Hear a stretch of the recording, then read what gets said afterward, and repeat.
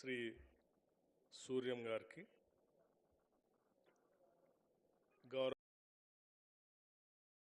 రాష్ట్ర మంత్రివర్యులు, ముఖ్యమంత్రి వర్యులు, వారికి అనేక కార్యక్రమాలు ఉన్నప్పటికి కూడా కొన్నింటిని క్యాన్సిల్ చేసుకొని కూడా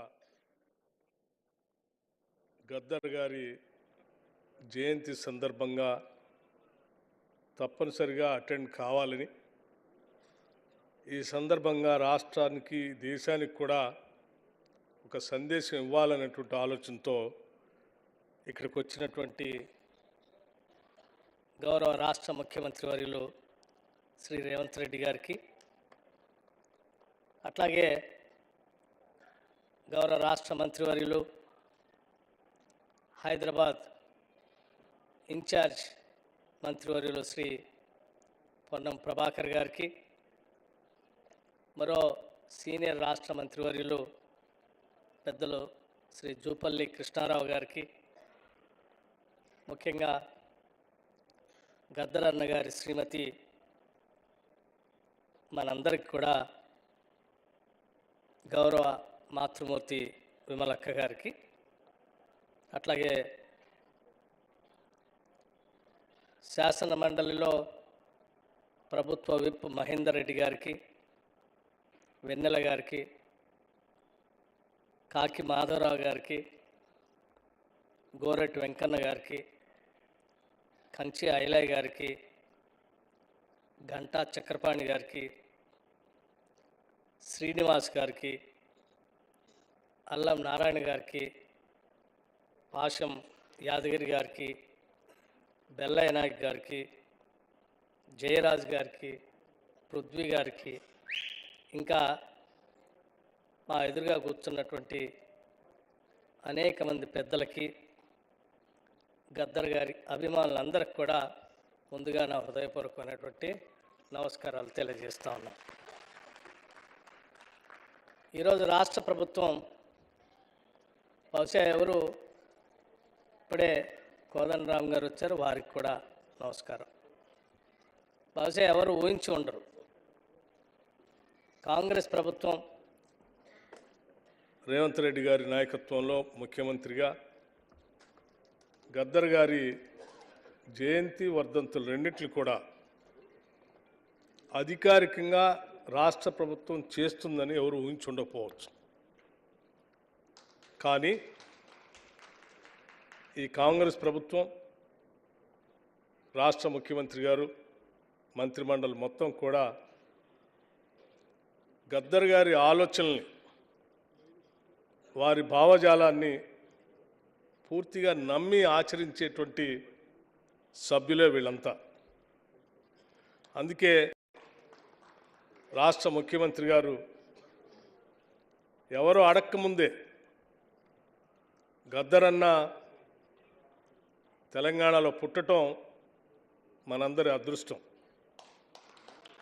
అటువంటి మహానుభావుడి జయంతి వర్ధంతులు రెండింటిని కూడా రాష్ట్ర ప్రభుత్వం తరఫున అధికారికంగా చేయటం మనందరి బాధ్యత అని చెప్పి వారు ప్రత్యేకంగా నిర్ణయం తీసుకొని ప్రకటించటం నిజంగా గద్దర్ అభిమానులందరికీ, కేవలం తెలంగాణ కాదు ప్రపంచవ్యాప్తంగా వారి అభిమానులు ఉన్నారు, వారి అభిమానులందరికీ కూడా చాలా సంతోషకరమైనటువంటి వార్త ఇది. ఎందుకనంటే ఆయన భావజాలాన్ని, ఆయన ఆలోచన విధానాన్ని నమ్మి కొన్ని లక్షల మంది కొన్ని దశాబ్దాలుగా ఈ రాష్ట్రంలో బయట కూడా పనిచేశారు. ఒక పాటతో, ఒక మాటతో కొన్ని లక్షల మందిని ఒక వాదం వైపు నడిపించడమే కాకుండా వారి ప్రాణాలు సైతం పణంగా పెట్టి యుద్ధం చేయడానికి సిద్ధం చేసేంత గొప్ప గొంతు ఈ శతాబ్దంలో ఎవరికైనా ఉందంటే అది కేవలం గద్దర్ గారి ఒక్కడికే ఉంది. ఆయన ఒక్కడే చేయగలిగాడు. అందుకే ఈ సమాజంలో ముఖ్యంగా ప్రగతిశీల భావాల గురించి ఆలోచన చేసేటువంటి అందరూ కూడా గద్దర్ కంటే ముందు, గద్దర్ తర్వాత అనేటువంటి పరిస్థితిని మనం చూస్తూ ఉన్నాం. గద్దర్ లాంటి వ్యక్తి తెలుగు వాళ్ళ మధ్యలో, అది కూడా తెలంగాణలో పుట్టడం, ఆయన ఆలోచనల్ని విశ్వవ్యాప్తం చేయటం, ఇది మనందరం గర్వించదగినటువంటి అంశం. గద్దర్కి కులం లేదు, గద్దర్కి మతం లేదు, గద్దర్కి ప్రాంతము లేదు. గద్దర్ విశ్వమానవుడు. అటువంటి విశ్వమానవుడు ఆయన ఈ విశ్వంలో నివసిస్తున్నటువంటి కోట్లాది మంది ప్రజల జీవితాలు ఏ రకంగా మారాలి, మారటం కోసం మనం ఏం చేయాలని చెప్పటమే కాకుండా ఆ మారటం కోసం తన జీవితం మొత్తాన్ని ధారపోసినటువంటి గొప్ప వ్యక్తి గద్దరన్న.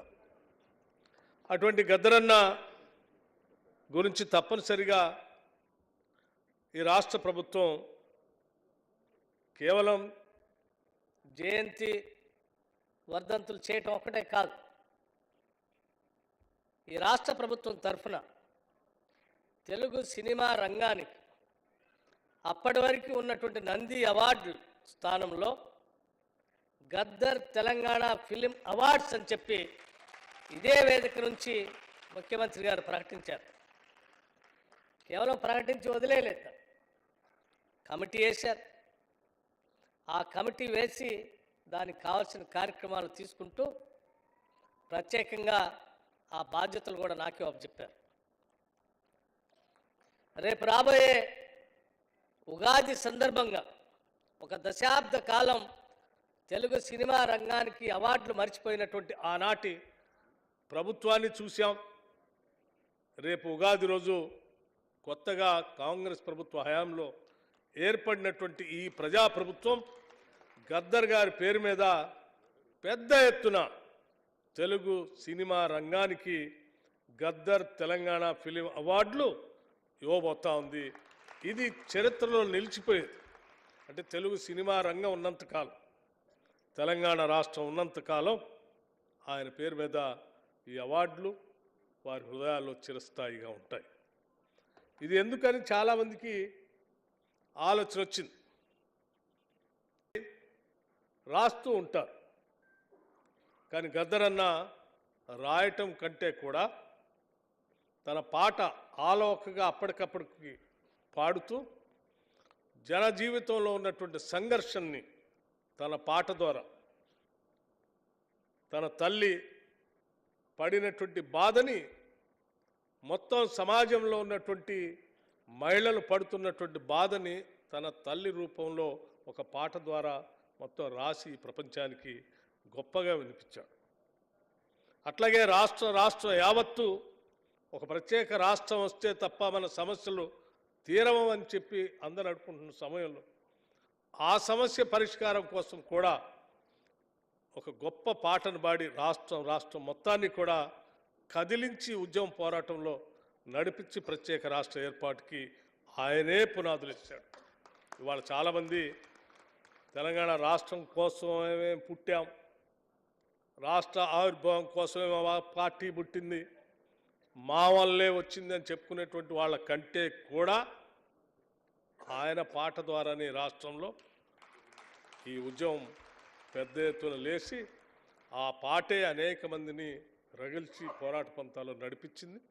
అటువంటి మహానుభావుడు చివరికి తెలంగాణ రాష్ట్రం వచ్చిన తర్వాత ఇప్పుడు మా జూపల్లి కృష్ణారావు గారు మాట్లాడుతున్నప్పుడు అక్కడ గంటల తరబడి కుర్చీ వేసుకొని కూర్చొని ఎదురు చూడటం అనేది నిజంగా తెలంగాణ సమాజం మొత్తాన్ని కూడా కదిలించిందని చెప్పడానికి ఎటువంటి సందేహం లేదు.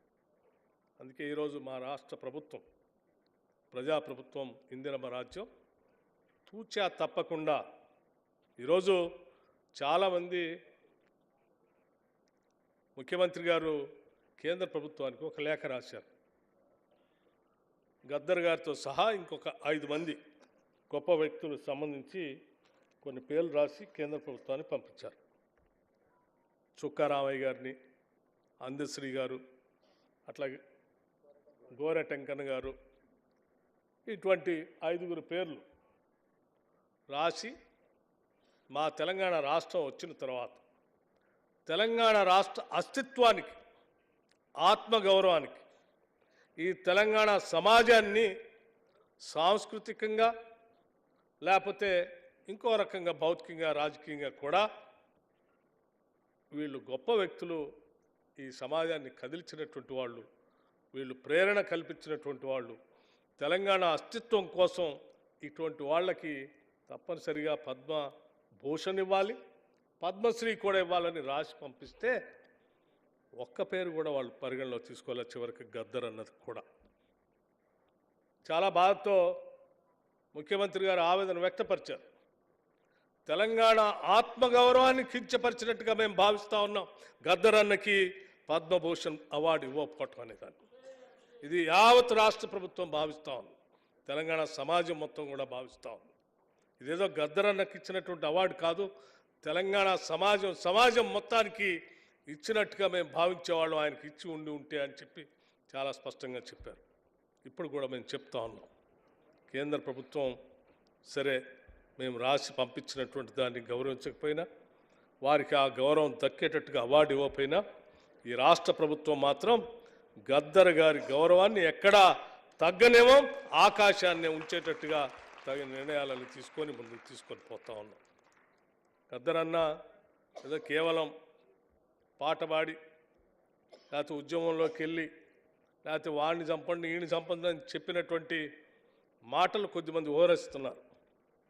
గద్దర్ని పూర్తిగా చూసినటువంటి వాళ్ళకి సంపూర్ణంగా అర్థమయ్యేది ఏంటంటే, ఈ దేశంలో ఉన్నటువంటి సకల సమస్యల పరిష్కారానికి, ఈ దేశంలో ఉన్నటువంటి సమాజం యొక్క సకల సమస్యల పరిష్కారానికి భారత రాజ్యాంగం ఒక్కటే సమాధానం చెప్పగలదని చెప్పి చాలా స్పష్టంగా భారత రాజ్యాంగాన్ని తీసుకొని పట్టుకొని ఆయన శ్రీ రాహుల్ గాంధీ గారిని కలిశారు. ఈ దేశంలో ఉన్న మిగతా రాజకీయ పార్టీ నాయకులు కూడా కలిశారు. అంతిమంగా ఈ దేశంలో ఈ దేశ ప్రజాస్వామ్యాన్ని, భారత రాజ్యాంగాన్ని కాపాడుకుందాం, అది సమాజాన్ని కాపాడుతుందని చెప్పి గొంతెత్తి మాట్లాడినటువంటి గద్దర్ని అవార్డు ఇవ్వటం అంటే ఈ భారతదేశ ప్రజాస్వామ్యాన్ని కాపాడుకోవటం, గౌరవించుకోవటంగానే మేమంతా భావిస్తూ ఉన్నాం. ఈ దేశ ప్రజాస్వామ్యాన్ని గౌరవించుకోవాలనేటువంటి ఆలోచన లేనటువంటి వాళ్ళు మాత్రమే గద్దర్ గారి పైన తప్పుడు ప్రచారం చేసే కార్యక్రమం చేపడతారని మేము భావిస్తూ, మీ అందరికీ ఒక మాట మాత్రం మేము చాలా స్పష్టంగా చెప్పదలుచుకున్నాం. ఇవాళ గద్దర్ గారి ఆలోచనలు, అట్లాగే వేదిక మీద ఉన్నటువంటి అనేక మంది మేధావులు, మా గౌరవ శాసనసభ్యుడు ఆది శ్రీనివాస్ గారు కూడా ఉన్నారు, నేను చూడలేదు. వారు మేధావులు, కళాకారులు, రచయితలు, పోరాట యోధులు అనేక మంది ఉన్నారు. వారందరి ఆలోచనని ఈరోజు తెలంగాణ రాష్ట్ర ప్రభుత్వం పొనికిపుచ్చుకొని ముందుకు తీసుకొని పోతాం. అందుకే ఈరోజు రాష్ట్రంలో అనేక సంక్షేమ కార్యక్రమాలు తీసుకొని పోగలుగుతున్నాం. గద్దర్ అన్న ఈ రాష్ట్రంలో పుట్టిన ప్రతి బిడ్డకి చదువు అందించే కార్యక్రమాన్ని ప్రభుత్వాలు చేపట్టాలి అని ఆలోచన చేసినప్పుడు ఆయన ఆలోచనలు అర్థం చేసుకొని రాష్ట్ర ప్రభుత్వం young India integrated residential schools అని కుల మత వాళ్ళకి తావు లేకుండా అందరినీ ఒకటే దగ్గర చదివించడానికి కావాల్సిన విధంగా ఇంటిగ్రేటెడ్ రెసిడెన్షియల్ స్కూల్స్, కులాలకి మతాలకి అతీతంగా ఒక స్కూల్లో క్యాంపస్లో అందరూ చదువుకునేటట్టుగా ఈరోజు మేము ప్రకటన చేసి ముందుకు పోతా ఉన్నాం. ఇది ఆయన స్ఫూర్తే. ఇది సమాజ నిర్మాణం అంతా కూడా ఎటువంటి వైషమ్యాలు, తారతమ్యాలు లేకపోతే అసమానతలు లేని సమాజాన్ని నిర్మించాలని ఆయన కోరుకున్నాడు. ఆ కోరికని తీర్చడం కోసం మేమంతా కట్టుబడి పనిచేస్తూ ఉన్నాం. ఈవెన్ ఈ రాష్ట్ర ముఖ్యమంత్రి రేవంత్ రెడ్డి గారు కూడా వారి ఆలోచన విధానాన్ని కూడా నేను ఈ మధ్యకాలం చాలా లోతుగా చూస్తాను. వారు కూడా ఇదే ఆలోచన. చాలా సందర్భాల్లో ఈ రాష్ట్రంలో గ్రామీణ ప్రాంతాల నుంచి వచ్చాం, మనం చాలా సమస్యలు చూసాం. ఆ సమస్యలకు పరిష్కారం చూపించడానికి మనందరికీ ఈ రాష్ట్ర ప్రజలంతా ఒక అవకాశం ఇచ్చారు. ఆ అవకాశాన్ని ఉపయోగించి రాష్ట్ర ప్రజల సమస్యల పరిష్కారం కోసం మనం పథకాలు తయారు చేద్దాం. అమలు చేసే బాధ్యత కేబినెట్ అంతా తీసుకోవాలని చెప్పి కేబినెట్ సభ్యులందరినీ కూర్చోబెట్టి చెప్పినప్పుడు నిజమే ఈరోజు తెలంగాణ సమాజానికి కావాల్సింది ఈ సమసమాజ స్థాపన కోసం ఇక్కడ పోగు చేసే ప్రతి పైసా వారి అభివృద్ధి కోసం అసమానతలు లేని సమాజాన్ని నిర్మించడం కోసమే ఉపయోగపడాలి. దానికోసమే మా ఆలోచనలు మా పథకాలు ఉంటాయని చెప్పి మీ అందరికీ సవినయంగా నేను మనవి చేస్తూ గద్దరన్న జయంతి సందర్భంగా మేమందరం గద్దర్ గారికి చాలా దగ్గరగా ఉన్నాం. ఆయన అనేక రాత్రులు కలిసి నడిచాం, కలిసి గడిపాం, మాట్లాడుకున్నాం. అందరం కూడా వారి ఆలోచనల్ని మర్చిపోకుండా ఉంచడం కోసమే, భావితరాలకి అందించడం కోసమే ఈ రాష్ట్ర ప్రభుత్వం నుంచి గద్దర్ ఫౌండేషన్ వారికి కావాల్సినటువంటి సదుపాయాలు ఏర్పాటు చేయటమే కాకుండా వారి భావజాలాన్ని ముందుకు తీసుకొని పోవటం కోసం కూడా ఈ రాష్ట్ర ప్రభుత్వం ముందుండి పనిచేస్తుందని మీ అందరికీ సవినయంగా మనవి చేస్తూ ఈ కార్యక్రమంలో పాలుపంచుకోవడానికి ఇక్కడికి వచ్చినటువంటి పెద్దలందరికీ మరొకసారి నా హృదయపూర్వకమైనటువంటి ధన్యవాదాలు తెలియజేస్తూ సెలవు తీసుకున్నాను. నమస్కారం. Thank you.